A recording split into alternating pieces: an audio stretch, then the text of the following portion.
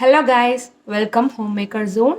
இன்னைக்கு நம்மளோட தையலும் கதையும்ல அடுத்த ஸ்டோரி தான் பார்க்க போகிறோம். இன்னைக்கு பேச போகிற டாபிக் வந்து ரொம்பவுமே இன்ட்ரெஸ்டிங்காகவும் அதே சமயம் நிறைய பேர்த்துக்கு யூஸ்ஃபுல்லாகவும் இருக்கும்.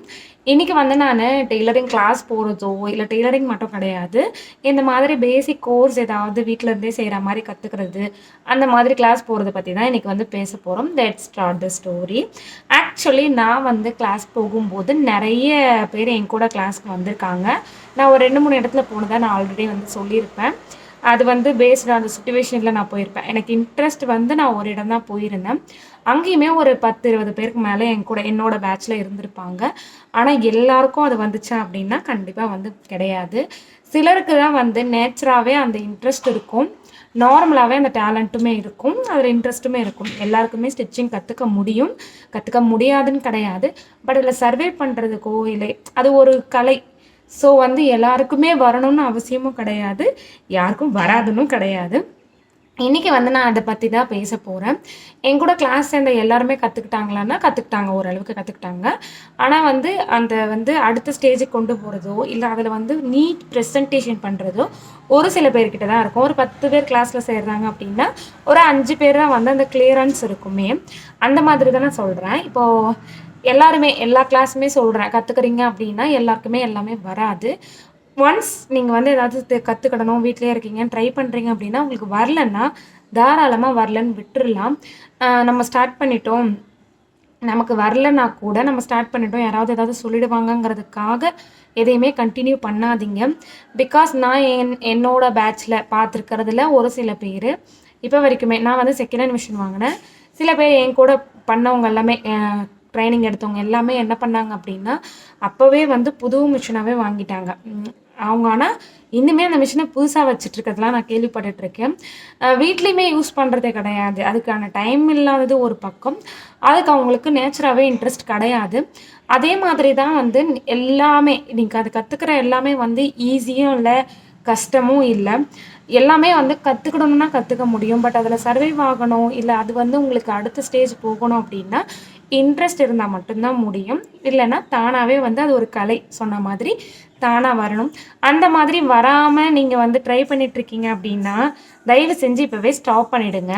ஸோ வந்து மிஷினே புதுசாக இருக்குது, யூஸ் பண்ணாமல் இருக்குது அப்படின்னா அது அவங்க வந்து அந்த அளவுக்கு அதில் இன்ட்ரெஸ்ட் இல்லைன்னு அர்த்தம். இப்போ நீங்கள் கற்றுக்கிட்டே இருக்கீங்க, இப்போ கற்றுக்கிட்டே இருந்தாலுமே உங்களுக்கு அது ஒரு சிலது வரல அப்படின்னா தயவு செஞ்சு அப்படியே வந்து ஸ்கிப் பண்ணிவிடுங்க. ஸ்கிப் பண்ணிவிட்டு உங்களுக்கு எதில் இன்ட்ரெஸ்ட் இருக்கோ, எது உங்களுக்கு வருதோ அதை வந்து ட்ரை பண்ணுங்கள்.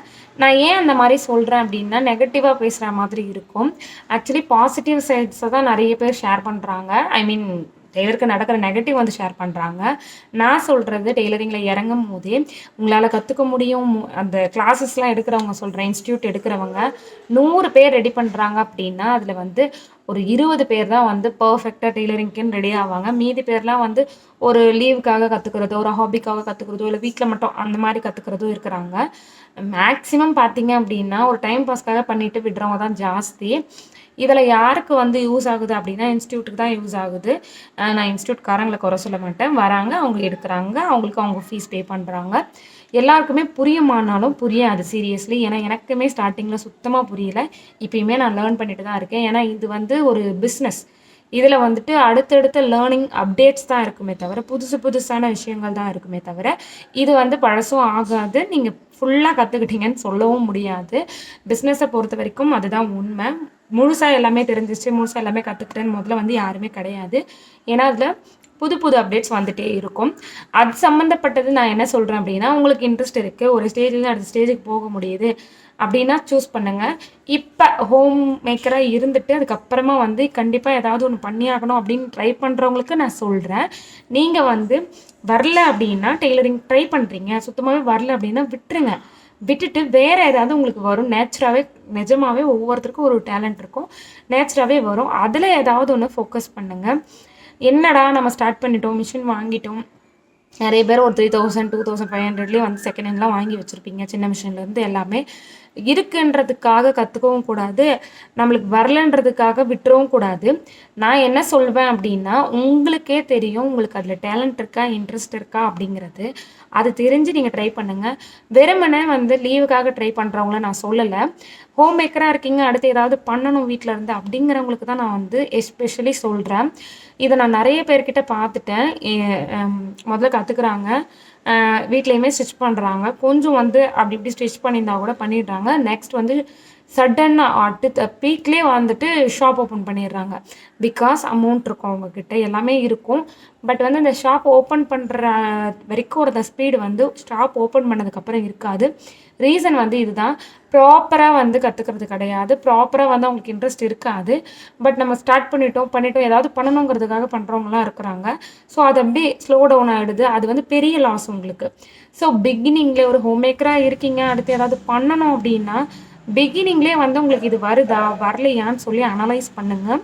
இன்ட்ரெஸ்ட் இருக்கா இல்லையானுமே தெரிஞ்சுக்கிட்டு இறங்குங்க. இது வந்து லாஸ் வந்து ஸ்டார்டிங்கில் ரொம்ப இருக்காது. பட் வந்து நீங்கள் ஷாப் வைக்கிற அளவுக்கு போயிட்டீங்க, அதாவது நம்மளை சுற்றி இருக்கவங்க, நான் நிஜமாவே சொல்கிறேன், நம்ம ஆரம்பத்தில் ஸ்டிச் பண்ணும்போது மிஸ்டேக்ஸ் இருந்தால் கூட என்னை சுற்றி இருக்கிறவங்க கூட ஓகே தான், பரவாயில்ல, நல்லா தான் பண்ணுற, ஓகே ப்ரெசன்டேஷன்லாம் நல்லா தான் இருக்குது, வந்துடும் இப்படி சொல்லியிருக்கிறாங்க. இது என்ன தான் மோட்டிவேஷனாக இருந்தால் கூட நம்மளை சுற்றி இருக்கவங்க மேக்ஸிமம் நமக்கு பாசிட்டிவ் ரிவ்யூ தான் கொடுக்க பார்ப்பாங்க.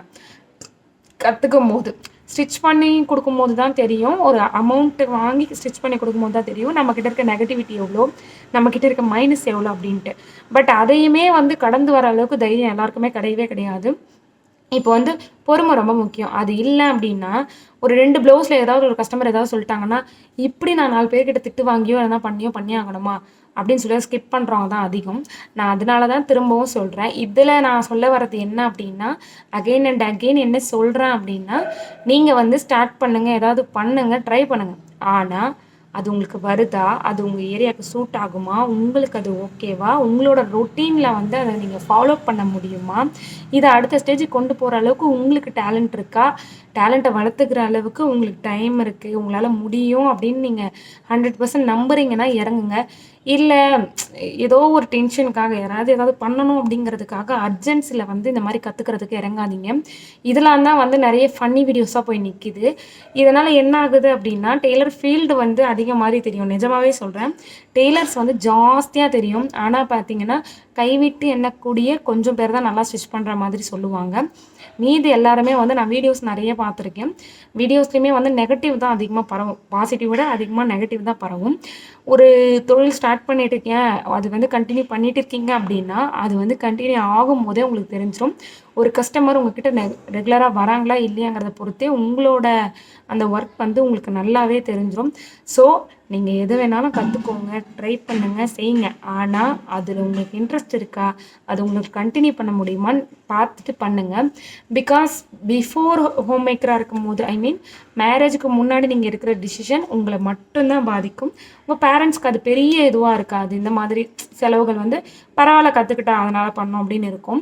ஆனால் ஆஃப்டர் மேரேஜ் ஒரு ஹோம் மேக்கராக நீங்கள் வந்து ட்ரை பண்ணும் போதோ இல்லை ஏதாவது ஒன்றுத்தில் இறங்கும் போதோ அது வந்து உங்களையும் பாதிக்கும், உங்கள் ஃபேமிலியும் பாதிக்கும், உங்கள் சில்ட்ரன்ஸையும் பாதிக்கும். ஸோ நீங்கள் வந்து ட்ரை பண்ணுங்கள், நல்லா வாங்க, என்ன வேணால் கற்றுக்கோங்க.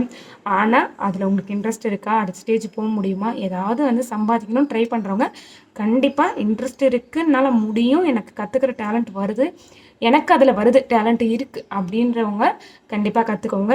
மற்றபடி வரலன்னு சொல்லுங்கள், வரலன்னு விட்டுருங்க. நம்ம வந்து ஸ்டார்ட் பண்ணிட்டோம், வரலன்னு விட்டுட்டோம்னா அப்படின்னா பிகினிங் ஸ்டேஜ்லேயே வரலன்னு விட்டால் ப்ராப்ளம் கிடையாது.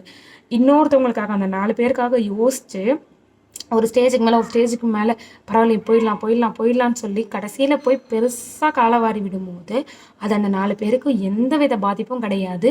உங்களுக்கு மட்டும்தான் அதை வந்து ஃபுல் அண்ட் ஃபுல் அதில் ஃபோக்கஸ் பண்ணதோ, ஹெல்த்தோ, டைமோ, மணியோ எல்லாமே வந்து உங்களுக்கு தான் வேஸ்ட் ஆகும். ஸோ ஆஃப்டர் ஹோம் மேக்கராக இருந்து ஏதாவது ஒன்று கற்றுக்கிட்டு ட்ரை பண்ணுறீங்க அப்படின்னா டெஃபினட்டாக யோசிச்சுட்டு ட்ரை பண்ணி இறங்குங்க. இனியோட ஸ்டோரி அவ்வளோதான். இதை வந்து நிறைய பேருக்கு யூஸ் ஆகலாம், ஆகாமல் இருக்கலாம். யூஸ் ஆனவங்க பாருங்கள். நம்மளோட ஸ்டோரிஸை பார்க்கும்போதோ இல்லை என்னோட ஷேர் பண்ணுற இந்த இதெல்லாமே பார்க்கும்போதோ ஏதாவது ஒர்க் பண்ணிக்கிட்டே கேட்டுக்கிட்டே வந்து பண்ணுங்கள். உங்களுக்கும் வந்து உங்கள் ஒர்க் வேஸ்ட் போகக்கூடாது, டைம் வேஸ்ட் ஆகக்கூடாது. என்னோட ஒரு ஸ்டோரியும் வந்து உங்களுக்கு ஏதோ ஒரு விதத்தில் ஒரு ஒர்க் வந்து பண்ண வைக்கணுமே தவிர ஒரு ஒர்க்கை வந்து கெடுத்து விடக்கூடாது. ஸோ இன்றைக்கி ஸ்டோரி இவ்வளோ தான். நெக்ஸ்ட் ஸ்டோரியில் மீட் பண்ணலாம். அது வரைக்கும் பாய் ஃப்ரெண்ட்ஸ்.